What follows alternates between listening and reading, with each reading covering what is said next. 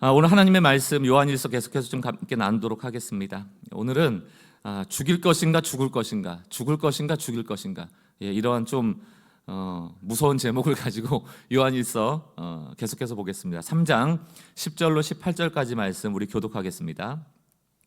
요한일서 3장 10절로 18절 말씀 교독하겠습니다. 제가 먼저 10절부터 읽습니다. 이러므로 하나님의 자녀들과 마귀의 자녀들이 드러나나니 무릇 의를 행하지 아니하는 자나 또는 그 형제를 사랑하지 아니하는 자는 하나님께 속하지 아니하니라. 우리는 서로 사랑할지니 이는 너희가 처음부터 들은 소식이라. 가인같이 하지 말라. 그는 악한 자에게 속하여 그 아우를 죽였으니 어떤 이유로 죽였느냐? 자기의 행위는 악하고 그의 아우의 행위는 의로움이라. 형제들아, 세상이 너희를 미워하여도 이상히 여기지 말라. 우리는 형제를 사랑함으로 사망에서 옮겨 생명으로 들어간 줄 알거니와 사랑하지 아니하는 자는 사망에 머물러 있느니라. 그 형제를 미워하는 자마다 살인하는 자니 살인하는 자마다 영생이 그 속에 거하지 아니하는 것을 너희가 아는 바라. 그가 우리를 위하여 목숨을 버리셨으니 우리가 이로써 사랑을 알고 우리도 형제들을 위하여 목숨을 버리는 것이 마땅하니라. 누가 이 세상의 재물을 가지고 형제의 궁핍함을 보고도 도와줄 마음을 닫으면 하나님의 사랑이 어찌 그 속에 거하겠느냐. 함께 읽습니다. 자녀들아, 우리가 말과 혀로만 사랑하지 말고 행함과 진실함으로 하자. 아멘. 오늘 사도 요한이 쓴 요한일서의 구조는 나선형 같아요. 계속 반복이 되거든요. 하나님은 빛이시다. 하나님은 진리시다. 우리가 빛 안에 있고 진리 안에 있으면 사랑하게 된다. 왜냐하면 빛이시고 진리신 하나님은 사랑이 하나님이시기 때문이다. 그러니까 하나님이 사랑이시니까 그 사랑 안에 거하면 일어나는 일이 사랑이다. 이걸 계속 반복하고 있습니다. 그러면서 묻는 거죠. 사랑이 없다면, 너희가 사랑을 안 행하지 않는다면 그럼 당신은 지금 어디에 속한 것입니까? 이걸 계속 질문하고 있는 거예요. 하나님께 속했는가? 심지어는 마귀에게 속했는가? 이 사랑의 행함을 가지고 그것을 다시금 점검하게 하는 겁니다. 요한일서 3장 10절을 보세요. 이러므로 하나님의 자녀들과 마귀의 자녀들이 드러나나니 구별되나니 구분되나니 무릇 의를 행하지 않은 자나 또는 그 형제를 사랑하지 않은 자는 하나님께 속하지 않았다. 이렇게 표현하고 있는 거죠. 사도 요한뿐만이 아닙니다. 사도 바울도 갈라디아서 5장 6절을 보면 뭐라고 되어 있습니까? 공동번역입니다. 그리스도 예수를 믿는 사람에게는 할례 받았다든지 받지 않았다든지 하는 것은 중요하지 않다. 유대인들이 자꾸 할례 강조하니까 그건 중요하지 않아. 거기에 할례의 구원이 있는 게 아니야 라고 얘기하면서 뒤에 뭐라고 되어 있습니까? 오직 사랑으로 표현되는, 사랑이 드러나는 믿음만이 중요하다. 믿음은 곧 사랑이다. 그 얘기 강조하고 있는 거예요. 그럼 믿음은 사랑으로 표현되지 않는데 내가 믿음 있다라고 얘기를 하면 그건 거짓이란 얘기를 하고 있는 겁니다. 복음을 들은 자의 마땅한 삶이 사랑입니다. 저희가 복음 생활 강조하는데 복음을 안다면 당연히 사랑하게 돼 있어요. 요한일서 3장 11절 우리는 서로 사랑할지니 왜? 이는 너희가 처음부터 들은 얘기라. 하나님이 십계명을 줄 때도 너희를 선택할 때도 너희를 부르실 때도 예수님의 제자의 삶을 드러낼 때도 팔복을 가르치실 때도 늘 강조하는 거의 핵심에는 사랑이 있다. 예수님도 내가 너희를 사랑한 것 같이 너희도 사랑하라. 같이 이렇게 표현하잖아요. 똑같이. 그러니까 이 사랑을 행하기 위해서는 항상 복음이 먼저 이해되는 것이 매우 중요합니다. 왜냐하면 복음이 뭐예요? 기쁜 소식이거든요. 왜 기뻐요? 왜 우리가 그 소식을 들었을 때 예수가 우리의 구원자라는 소식을 때 왜 기뻤죠? 우리는 그 전에는 완전한 타락 속에 있었기 때문에 그냥 지옥 가는 거예요. 이 땅에서 잘 먹고 잘 사는 힘들던 상관없어요. 지위가 어떠하던 그냥 지옥 가는 거예요. 예수 없으면. 문제가 있고 깨어지고 부서지고 파괴됐는데 그 누구도 스스로 그 문제를 해결할 사람이 없는 게 복음의 반대말입니다. 그게 괴로운 소식이죠. 저주의 소식이죠. 지옥 가는 거예요. 근데 예수님이 딱 나타나셔서 성육신하셔서 친히 모든 죄를 뒤집어 쓰고 십자가에 죽으셨대요. 그리고 우리가 지옥에서 천국으로, 마귀의 자녀에서 빛의 자녀로, 어둠에서 빛으로 옮기셨대요. 옮기셨대요. 살았대요. 천국 간대요. 이게 얼마나 기쁜 소식입니까? 이게 좀 복음이거든요. 그러나 이 복음이 복음되게 하기 위하여 예수님은 희생을 치르신 거죠. 죽으셔야 됐으니까. 안 죽으셔도 되는 분이잖아요. 생명을 창조하신 분이잖아요. 근데 죽음을 경험하시는 거예요. 희생하시는 거죠. 예수님은 희생하시고 우리는 혜택을 입는 겁니다. 예수님은 철저하게 손해보시고 우리는 공짜로 이득을 얻은 거예요. 이게 복음이거든요. 이게 영적인 원리입니다. 그러하니 예수님께서도 우리에게 내가 너희를 사랑한 것 같이 너희도 사랑하라 할 때 그게 무슨 메시지예요? 너희가 나의 희생과 손해로 혜택을 입었으니, 혜택을 입은 자녀요, 공짜로 이득을 얻은 교회요, 너희도 희생하고 손해봄을 통하여 다른 사람에게 혜택을 주고 이득을 주는 인생이 되라. 이게 사랑이거든요. 얼마나 힘듭니까?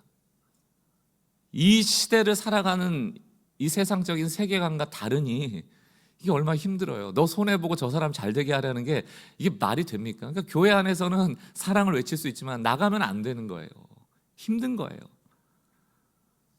예수님은 자기의 모든 권한을 포기하고 권리를 포기합니다. 하나님이신데 그러면서 우리에게 무엇을 요구하십니까? 너희도 권한을 포기하고 권리를 포기해라. 그 표현이 바로 너희가 각자 자기를 부인하고 너에게 주어진 십자가를 지고 나를 쫓으라는 제자도의 핵심이 바로 그겁니다.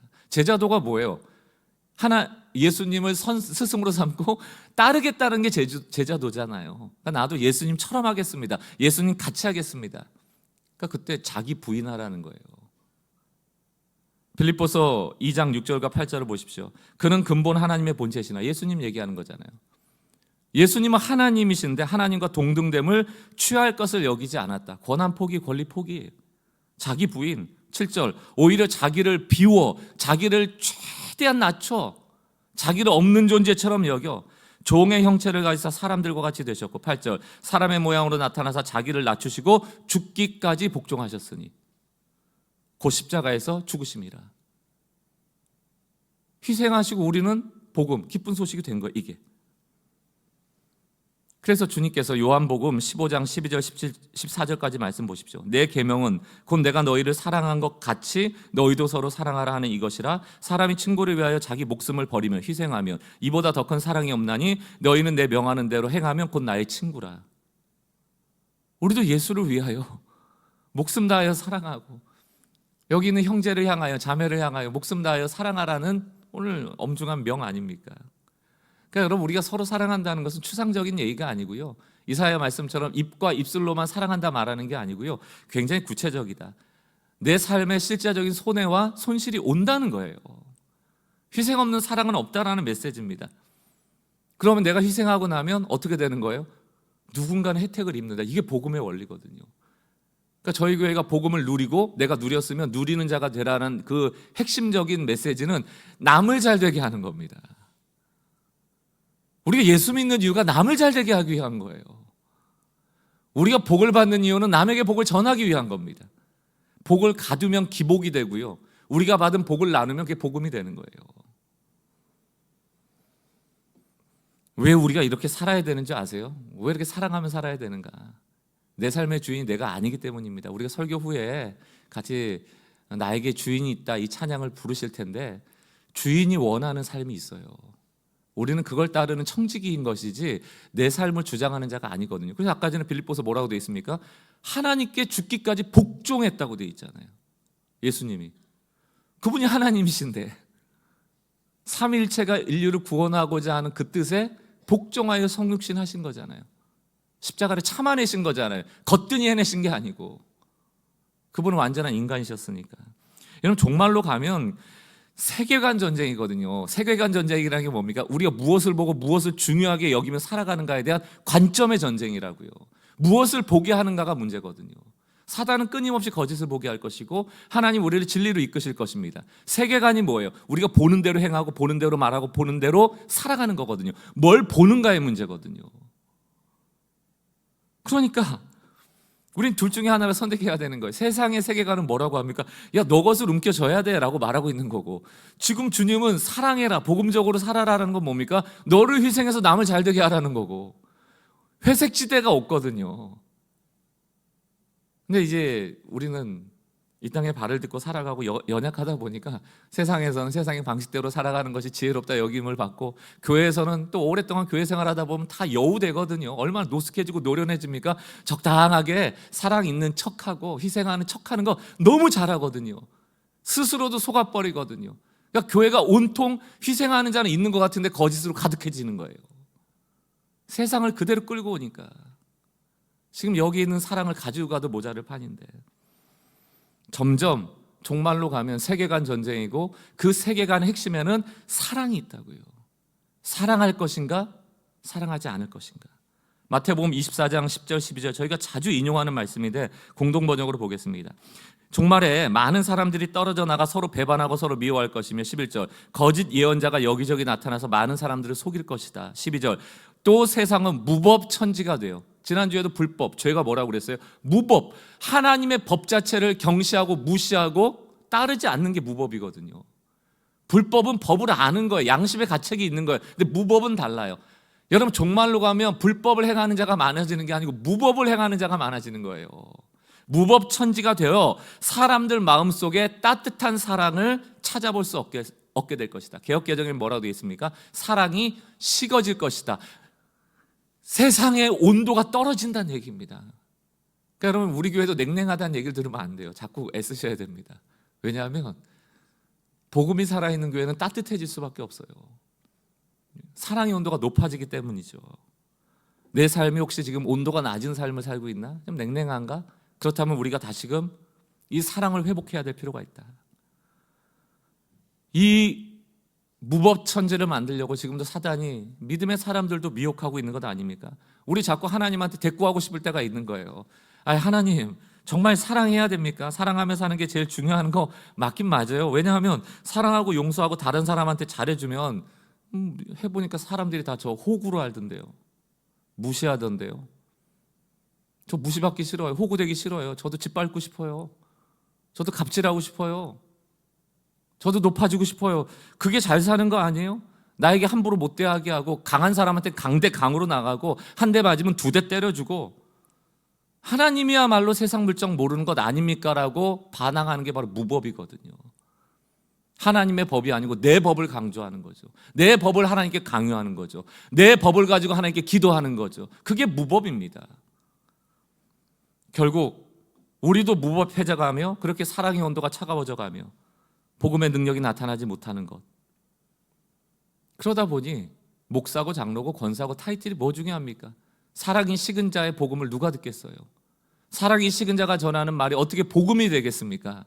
복음이라는 건 뭐라고요? 내가 희생해서 저 사람이 잘 돼야 되는 건데 내가 잘 되고자 저 사람 만나는데 어떻게 복음이 전해지냐고요. 저 사람 이용하려고 하는데 어떻게 복음이 전해지냐고요.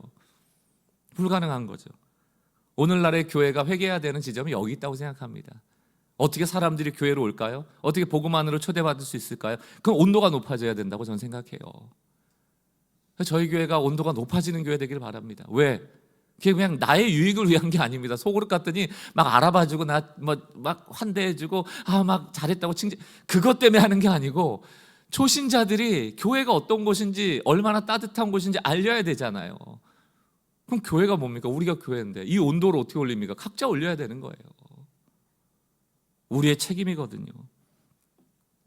사랑하는 성도 여러분, 결국 사랑이 없어서 우리가 차가워져서 복음이 전해지지 않으면 우리가 원하던 원치 않던 사람을 죽이는 일이 되는 거예요.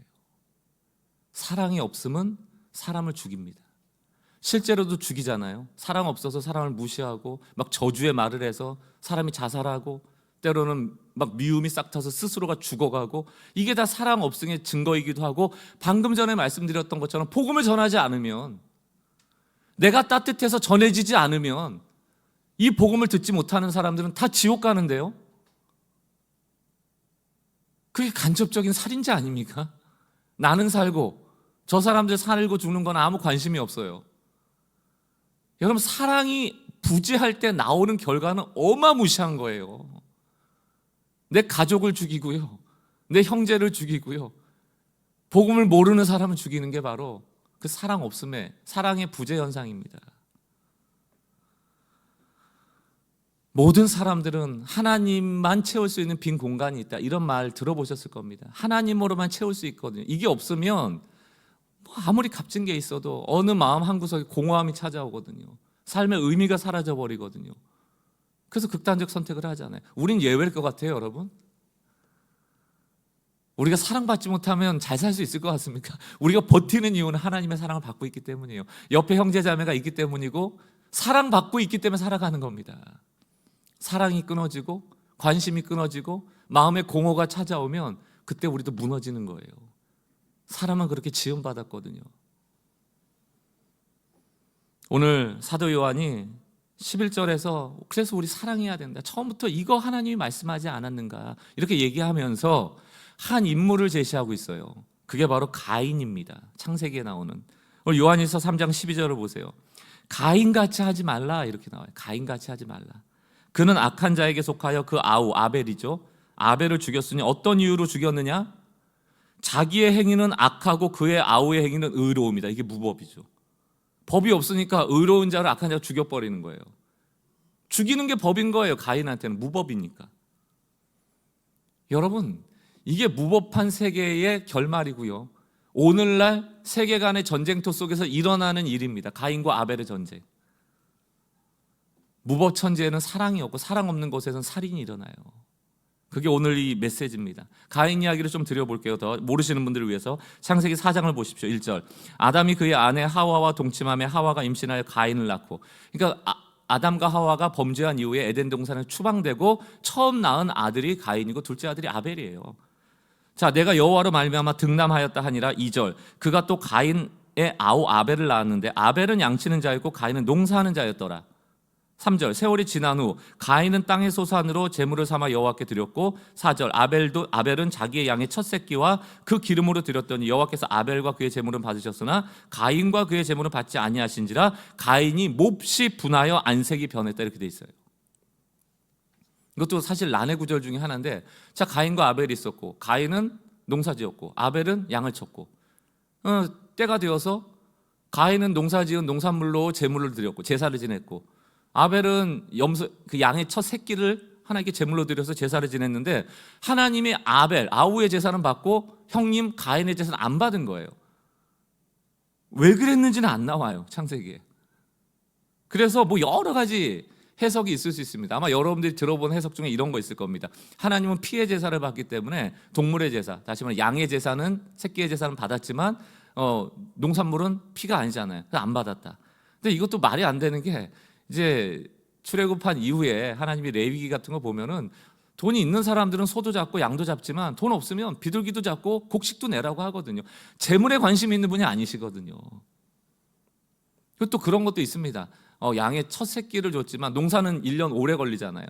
그러니까 미리 이렇게 딱 시작할 때부터 뭘 드린 게 아니고 다 끝난 다음에 풍요로운데? 풍요로우니까 좀 드리고, 이번엔 좀 모자른데? 그러니까 드리지 말고, 이런 마음으로 드렸기 때문에 농산물은 안 받으시고 첫 새끼는 받았다. 뭐 이런 해석도 있을 수 있습니다만, 저는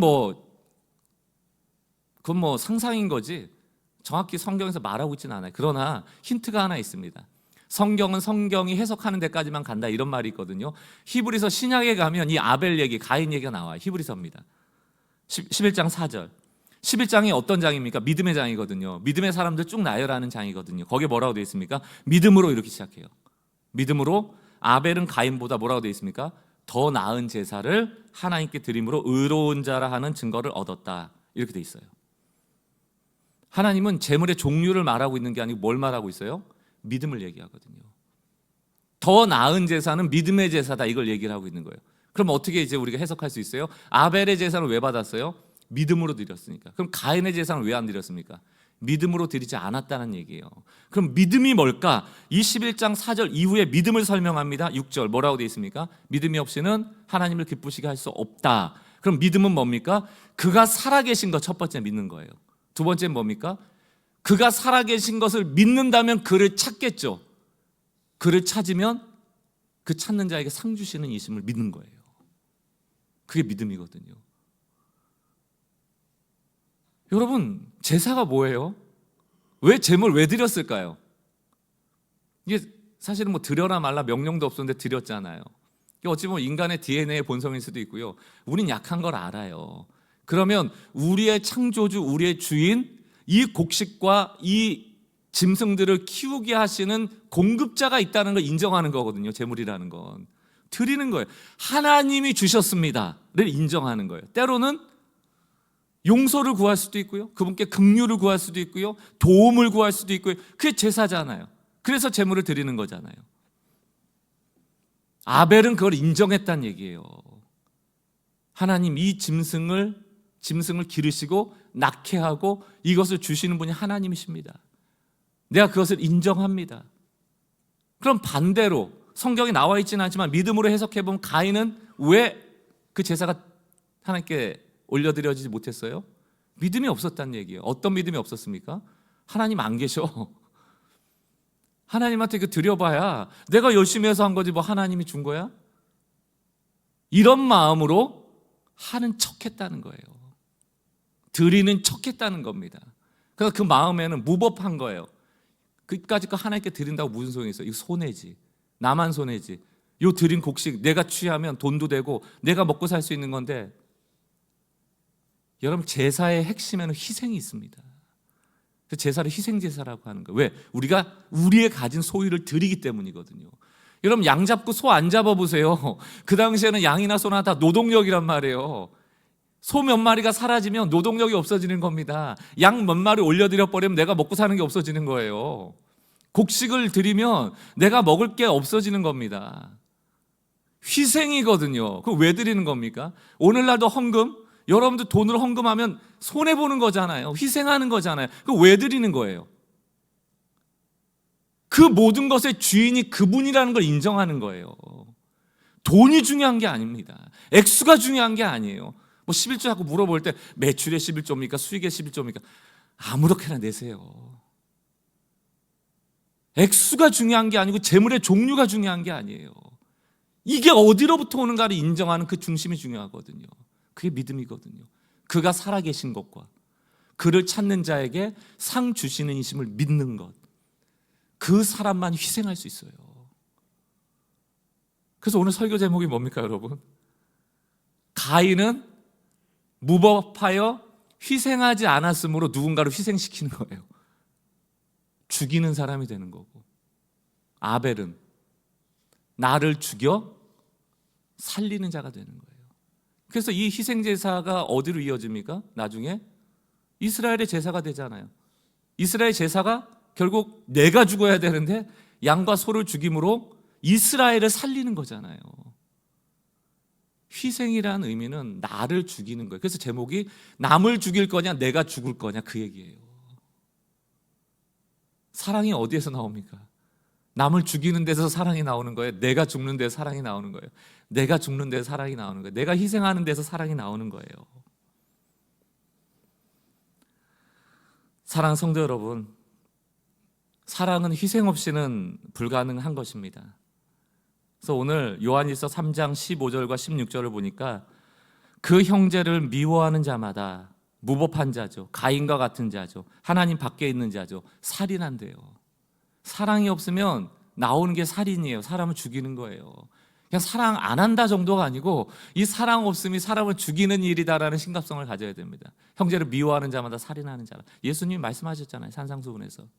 여기서 사람 죽이신 분은 아무도 안 계세요. 나 미워하는 자는 많죠. 그게 살인인 걸 모르기 때문이죠. 살인하는 자마다 영생이 그 속에 거하지 아니하는 것을 너희가 아는 바라. 16절. 그가 우리를 위하여, 예수님이죠, 목숨을 버리셨으니, 희생하셨으니, 희생 제물이 되었으니. 예수님이 저주받은 우리를 죽이셔야 되는데 사랑함으로 본인이 죽는 거예요. 이게 복음이잖아요. 우리가 이로써 사랑을 알고, 사랑이 뭐예요? 희생. 사랑이 없으면 어떻게 돼요? 살인. 이것을 알고 우리도 형제를 위하여 목숨을 버리는, 희생하는 것, 희생 제물 되는 것, 사랑하는 자가 되는 것이 마땅하니라. 이게 요한일서의 오늘 주제거든요. 여러분 스스로 나는 사람 죽인 적 없어 이럴 게 아니고요. 사랑 없으면 죽이는 자가 되는 거예요. 그리고 나를 죽이면 사랑하는 자가 되는 거예요. 이 역설을 오늘 사도 요한은 요한일서를 통해 우리에게 전하고 있는 겁니다. 정리를 해볼까요? 무법한 자, 그러니까 믿음이 없는 자죠. 그럼 제사에 실패합니다. 왜? 믿음 없이 드리는 제사를 하나님 안 받으시니까. 그럼 어떤 결과가 일어나요? 결국 사람을 죽이는 자가 돼버려요. 여러분 우리가 왜 예배를 마음을 다해야 되는지 아십니까? 하나님의 사랑을 받으셔야 돼요. 하나님의 자녀로서의 정체성을 회복하셔야 돼요. 하나님이 복 주시는 이심을 믿어야 돼요. 그래야 사람 살리는 자가 됩니다. 그 은혜 못 받잖아요. 자꾸 죽이는 거예요. 내 자녀를 죽이고, 내 남편을, 아내를, 이웃을 말로 죽이고, 생각으로 죽이고, 괴롭힘으로 죽이고, 미움으로 죽이고, 우리의 입에 화살이 되어서 얼마나 많은 독화살을 쏘는지. 예배에 실패한 자들이거든요. 그러나 희생하는 자, 스스로 자기를 부인하고 나를 죽여 희생하는 자는 제사에 성공합니다. 왜? 나를 드리는 것이 제사거든요. 나를 드리는 게 예배예요. 그런데 하나님이 동물로 대체하라고 하는 거죠. 그 예수에게 대체한 거잖아요. 예수에게 우리의 모든 죄를 쏟아놓은 거잖아요. 그가 어린 양이 된 거잖아요. 원래 누가 죽어야 돼요? 내가 죽어야 되잖아요. 제사에 성공하면 결국 다른 사람을 살리는 자가 된다. 사랑하는 자가 된다. 이게 영적인 원리입니다. 오늘 주님이 우리에게 질문하시는 거죠. 너는 죽일 자가 될래? 죽을 자가 될래? 다른 사람을 희생시키는 희생양을 만드는 사람이 될래? 너가 희생양이 될래? 그거 물어보시는 거죠. 참 재밌는 게요, 오늘 우리가 읽었던 10절에서 18절 다 못 다루지만 제일 많이 나오는 단어가 뭔지 아세요? 형제입니다. 형제. 왜 성경 안에 수많은 살인자를 예를 들 수 있었을 텐데 사도 요한이 가인을 가지고 왔을까? 그러니까 형제를 죽인 자이기 때문이에요. 요한일서 3장 15절을 보십시오. 그 형제를 미워하는 자마다 살인하는 자니 살인하는 자마다 영생인 그 속에 거하지 아니하는 것을 너희가 아는 바라. 그가 우리를 위하여 목숨을 버리셨으니 우리도 이로 사랑을 알고 우리도 형제를 위하여. 이렇게 돼 있어요. 그러니까 여러분, 이게 교회에 주는 메시지가 뭐냐면 우리가 사랑해야 돼요. 아니, 예수로 형제된 우리가 사랑을 안 하는데 어떻게 초신자를 사랑하고 세상을 사랑합니까? 우리가 가족이 아닌데 어떻게 가족을 만들어가요? 사도 요한은 영지주의가 내부 안에서 일어난 분열이니까 그 내부 단속을 다시 하는 겁니다. 우리 사랑하는 존재야. 우리끼리 사랑해야 돼. 우리 가족이야. 우리 예수의 형제야. 예수가 우리의 맏아들이라면서요. 형제가 뭘까? 여러분 뭐 모르겠습니다. 가족에 대한 상처도 있으시고 뭐 형제 자매 하면 오히려 막 죽이네 살리네 막 이러고 싸우시는 분들도 계시던데, 기본적으로 형제 자매 간에는 어떤 이득과 손실의 관계는 없습니다. 그냥 힘들다 그러면 도와주고 싶고, 그냥 뭐 당연히 힘든 게 막 공감이 되잖아요. 같이 내일처럼. 그게 형제 자매가 하나님이 DNA에 주신 그 연결끈 아니에요. 저는 이 형제라는 말을 묵상하다가 하나님이 그런 마음을 주시더라고요. 형제가 뭘까? 형제는 우열이 없어요. 우열이 없다. 이게 우리의 죄성은 우열 만들기를 좋아하거든요. 여러분, 형도 있고 누나도 있고 동생도 있지만 그게 우열입니까? 아니잖아요. 똑같이 특별한 존재잖아요. 하나님 앞에서. 애 키우다 보면요, 아픈 손가락 있으시죠? 애가 3명이다 그러면 다 달라. 조금 더 마음 가는 녀석도 있고, 왜 이렇게 쟤는 좀 내 뜻대로 안 되지 하는 자녀도 있고, 아픈 손가락이라고 하자. 다 있지만 그게 우열이에요? 그래서 덜 사랑하세요? 아니거든요. 여러분, 혹시 공부 잘한다고 더 이뻐하고, 돈 많이 벌어온다고 더 이뻐하고, 잘생겼다고 더 이뻐하고, 키 크다고 더 이뻐하고, 운동 잘한다고 더 이뻐하고, 그런 부모 계십니까? 아무도 없어요. 형제 자매 간에는 우열이 없습니다. 그냥 다 존재적으로 귀중해, 소중해. 다 하나님의 자녀인 거예요. 그런데 세상의 죄성이라는 것은 우열 가르기를 좋아합니다. 그냥 뭐 유태인 학살 같은 거 잘 아시잖아요. 인종 청소 이런 말을 할 정도로 그냥 독일 사람들 눈에 유태인들은 그냥 사회적 기생충인 거예요. 다 죽어버려야 돼. 열등한 민족들. 그래야지 우리가 우등한 민족으로. 어쩌면 오히려 유태인들이 너무 우등했기 때문에 거기에 대한 자존심이 상했을 수도 있죠. 그것 때문에 전쟁이 일으키고 그렇게 많은 사람을 학살하는 게 인간입니다. 이런 것뿐만이 아니고요, 유럽의 강대국들은 인종을 나누는 연구들도 많이 했어요. 우등한 인간이 돼야 사회가 좋아진다는 생각으로. 그 세계관이 지금은 없습니까? 교회는 없어요? 교회에 얼마나 많은 계급이 있는 줄 아세요? 우등한 성도, 열등한 성도, 그런 게 어디 있습니까? 은사대로 움직이는 거예요. 눈이 발더러 야 너는 볼지 모르지 헤헤 바보 같은 녀석, 말이 돼요? 발이 코더러 너는 걷지 못하지 하하 열등한 녀석, 그게 말이 됩니까? 눈은 눈대로, 코는 코대로, 입은 입대로, 발은 발대로, 손은 손대로, 심장은 심장대로, 폐는 폐대로 너무나 귀하고 몸을 이루어가는 모두가 중요한 요소들이죠. 우등과 열등이 없거든요. 근데 교회가 계급화되면 직분을 은사로 이해하지 못하고 우열로 오해해버려요. 그러면서 교회 안에 형제 자매 의식이 상실됩니다. 장로님이신데 혹시 모르고 집사님 부르면 장로라니까 이런 거 몰라서 그럴 수 있잖아요. 여자분들에게 집사님 권사라고 내가 몇 번 권사랑 집사는 완전히 달라. 내가 교육을 뭘 받고 1년 동안 담임 목사님하고 뭘 했고 막 제자 훈련, 난 그렇게 어렵게 이 테스트를 통과해서 이 자리까지 온 거야. 집사 나부랭이가 어디 감히. 성도 나 집사야. 제가 보면 다 세상에서 상처예요. 교회가 대장 놀이하기 딱 좋은 데거든요. 교회에서 대장 될 방법 알려드릴까요? 예배 때마다 맨 앞자리에 앉으시면 돼요. 예배 때마다 나오시면 돼요. 그리고 교회 행사 다 참여하시면 돼요. 가장 높임 받는 분이 됩니다. 시험도 안 봐요, 교회는. 사랑하는 성도 여러분, 형제자매는 우월이 없다. 복음 안에 평등하다.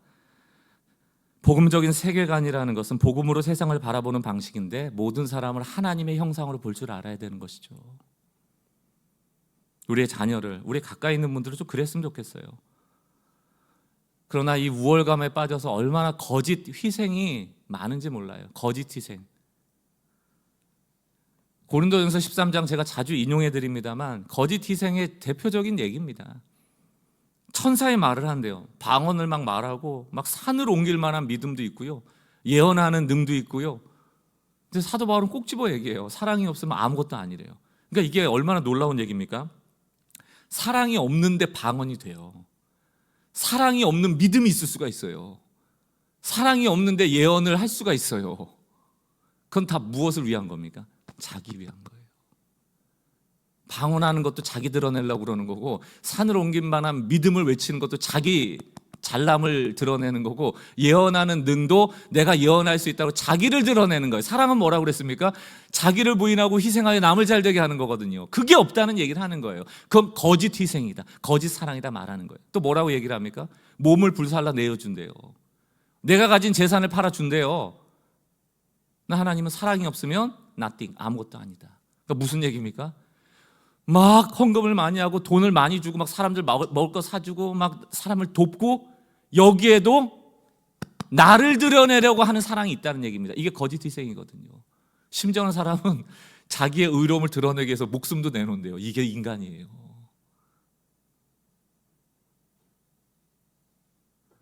사랑하는 성도 여러분, 사람에 대한 인류애적인 또 복음적 세계관에 의한 사랑이 아니고 결국 나를 사랑하고 내게 영광이 되게 하고 나의 자랑이 되고 내가 인정받기 위하여 하는 거짓 희생이 있다. 그래서 이런 말이 있습니다. 모든 희생이 사랑이 아니다. 하지만 진실한 사랑은 희생을 통해서만 가능하다. 그러니까 우리가 사랑이 있어서 희생하는 거예요. 근데 희생에는 거짓 희생이 있어. 척하는 희생이 있어요. 대표적인 게 사도행전 5장의 아나니아와 삽비라거든요. 재밌습니다. 많은 사람들이 통용했다고 그러잖아요. 가난한 자를 돕고 좀 자기 것을 나누고, 그게 남을 잘되게 하는 거잖아요. 내 것을 내놓아 누군가를 잘되게 하는 거, 그게 제사거든요. 결국은 하나님이 그거 자체를 예배로 받으시는 거거든요. 우리 일상의 예배라는 게 성경책 펴놓고 읽는 것뿐만이 아니고 사랑하여 남을 잘되게 하는 거, 그게 하나님 앞에 예배거든요. 그게 일상의 교회거든요. 그런데 그런 일이 일어나고 있는 초대교회였는데 아나니아와 삽비나가 자기에게 있는 밭을 팔았대요. 자기 거 아닙니까? 누가 팔라고 그런 것도 아니에요. 팔아서 공동체에게 내놓은 거예요. 그 중요한 이야기 하나 숨어 있죠. 얼마를 감추어 이렇게 나옵니다. 그럼 밭을 좀 덜 팔고 다 드리면 됐을 텐데 판 다음에 얼마를 감추어. 하나님을 속였다, 이거 성령을 속였다, 이렇게 돼 있는 거예요. 이 해석도 난해 구절이긴 합니다만 왜 하나님이 그거 좀 숨겼다고 죽이셨잖아요. 그 죽일 죄인가? 보면 하나님은 이걸 엄중히 보신 거예요. 이게 거짓 희생이거든요. 밭을 팔았어? 소문내고 내가 밥 팔았잖아, 나도 밥 팔아서 드렸잖아, 나도 밥 팔았잖아, 내가 그거 얼마잖아, 내가 그거 교회 드렸잖아, 그래서 사람들 돌봐왔잖아, 나도 이 공동체에 몫이 있어. 근데 사실 알고 봤더니 드렸어요, 안 드렸어요? 빼돌린 거예요. 그런 거짓 희생의 문화가 처음 세우는 초대교회 공동체 안에 들어가기를 하나님 원하시지 않는 거예요. 요한일서 3장 17절 18절 누가 이 세상의 재물을 가지고 형제의 궁핍함을 보고도 도와줄 마음을 닫으면, 내 것을 내어놓지 않으면, 제사 드리지 않으면, 희생하지 않으면, 나를 죽이지 않으면 하나님의 사랑이 어찌 그 속에 거하겠느냐. 18절 자녀들아 우리가 말과 혀로만 사랑하지 말고 행함과 진실함으로 하자. 이게 바로 거짓 희생이 아니고 진실한 희생을 하자. 이게 사랑의 온도를 높이는 유일한 방법이죠. 여러분들 이 설교 듣고 이런 얘기도 하지 마세요. 하나님 더 낮아지겠습니다. 뭘 더 낮아져요? 이미 낮은 자리에 있는데. 그 얘기하는 것 자체가 교만이라니까요. 낮은 곳을 향하여 가겠습니다. 땅 파고 들어가실 거예요. 우리 이미 낮은 자예요. 하나님 은혜 받을 만한 존재가 아니라니까요. 옆을 보세요. 그래서 서로 사랑을 얘기하는 겁니다. 옆을 보시라고. 옆을. 왜 자꾸 아래를 봐요? 그래서 성경은 서로 사랑하라고 그러잖아요. 밑을 보고 사랑하라고 그러지 않고 옆을 보시면 돼요. 옆에 보면 나 같은 자가 있어요. 나도 하나님의 긍휼을 받고 살아가는데 긍휼이 필요한 자가 옆에 있다고요. 더 낮아지겠습니다 이런 기도하지 말고, 나 같은 죄인도 살리셨는데 내가 이 옆 사람, 우리 형제, 우리 자매 좀 서로 사랑해 볼게요. 우리 자녀, 우리 배우자 사랑해 볼게요. 요한복음 12장 24절 우리 함께 읽어보겠습니다. 시작. 한 알의 밀알이 땅에 떨어져 죽지 않으면 한 알 그대로 있고 죽으면 많은 열매를 맺느니라. 아멘입니까? 죽일 것인가? 죽을 것인가? 죽일 것인가? 죽을 것인가? 저는 안 죽여요. 그게 아니고 사랑 없는 삶이 우리가 죽이고 있는 삶이다. 이것을 깨닫고 한 알의 밀알이 썩어져 열매 거두는 삶이 되시기를 정말 주님의 이름으로 축원하고, 나를 죽임으로 누군가를 살리는 이 복음의 운동력, 복음의 방향성이 우리 교회 가운데, 우리 성도들 가운데 드러내서 이제 좀 몇 년 지나서 사랑의 온도가 높아지면 이 교회 가운데 정말 초신자들, 예수 처음 믿는 사람들에게 집중할 수 있는 그런 교회가 좀 됐으면 좋겠습니다. 수평이 되면 백날 하면 뭐합니까? 이 주머니 저 주머니 옮겨 다니면서 떠돌이 신앙인들 만드는 건데, 필요하니까 그분들의 위로가 필요하고 또 말씀이 필요하니까 하나님 보내주시고 함께 하시도록 하는 거, 그건 감사한 일이지만 교회의 존재의 목적의 더 큰 목적은 정말 지옥 갈 사람들 살려내는, 생명 살아나는 일을 하는 거 아니에요?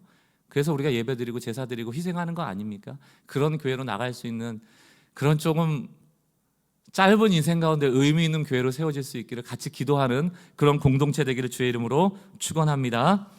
우리 같이 한번 찬양할 텐데, 나에게 주인이 있음을 이라는 찬양입니다. 우리가 막 사랑하려고 해도 내 의지로 되는 게 아니고 우린 사랑받아야 사랑할 수 있는 존재라고 말씀드렸잖아요.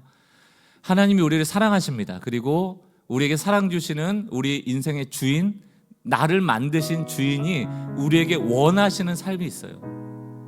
후렴 가사가 이렇습니다. 나에게 주인이 있음을 아는 것, 그가 나를 참 사랑하심을 믿는 것, 그의 능하신 손 아래 겸손히 걷는 것, 그것이 날 향한 그의 뜻이라. 사랑하는 삶이죠. 주인이 원하시는 삶, 그 삶으로 좀 나갈 수 있길 바라면서, 우리 모르시는 분들은 한번 이렇게 들어보시면서 함께 따라 부르시고 가사를 묵상하면 좋겠습니다. 나의 모든 호흡을 주장하십니다. 나의 모든 호흡을 주장하시고 나의 모든 길을 작정하십니다. 나의 모든 길을 작정하시는 주님, 나의 안고 서는 것, 들어오고 나감이 전부 주의 손에 있습니다. 나에게 주인이 있음을 아는 것, 그가 나를 참 사랑하심을 믿는 것, 그의 능하신 손 아래서 겸손히 걷는 것, 그것이 날 향한 우리 후렴 다시 한번 찬양해 봅시다. 나에게는 주인이 있습니다. 나에게 주인이 있음을 아는 것, 그가 나를 참 사랑하심을 믿는 것, 그의 능하신 손 아래서 겸손히 걷는 것, 그것이 날 향한 그의 뜻. 우리 2절 가사 찬양합시다. 나의 모든 시간을 주장하십니다. 나의 모든 시간을 주관하시고 나의 모든 삶을 인도하시는, 나의 모든 삶을 인도하시는 아멘. 나의 걷고 뛰는 것, 때론 멈춰설 때도 전부 주의 뜻에 있습니다. 나에게 주인이 있음을 아는 것, 그분이 원하시는 삶, 그가 나를 참 사랑하시 믿는 것, 아멘.